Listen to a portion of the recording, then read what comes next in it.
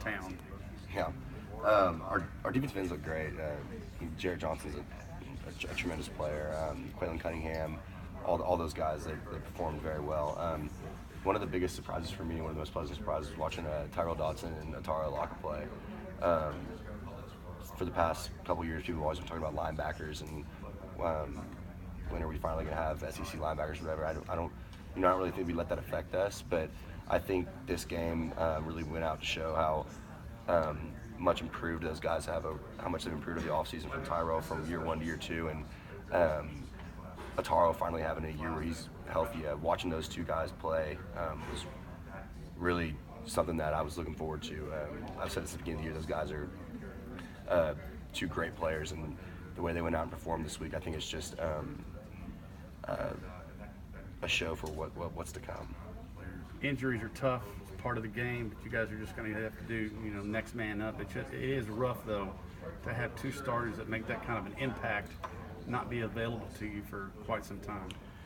Yeah, it's always difficult to lose a guy like Donovan Wilson or Nick Starkel. But like you said, it's next man up mentality. Who's next? It sucks to have them go down, but at the end of the day,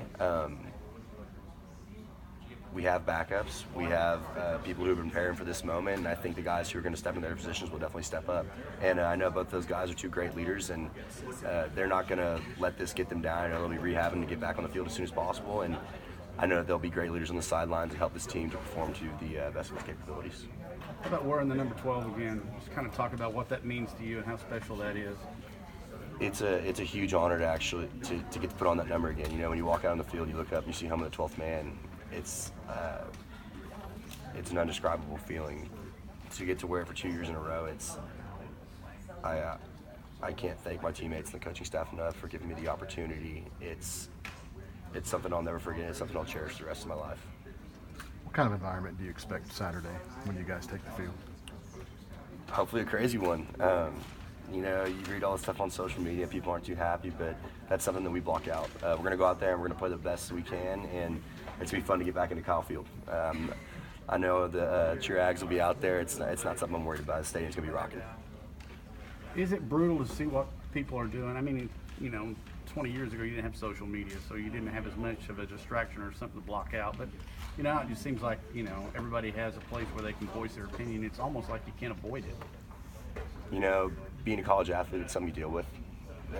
It's not something you bother. It's not something that bothers me. It's this is what we say in the locker room. It's about us. It's not about what we hear on the outside.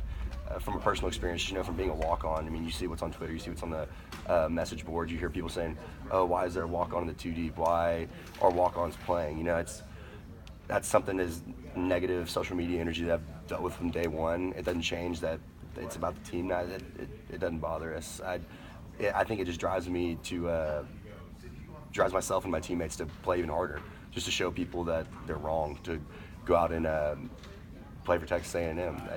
That's what drives me the most. When I see people talking negatively about me, it's not something that affects you, but all it does is just drive you to become a better player, become a better person. Colin, when you guys move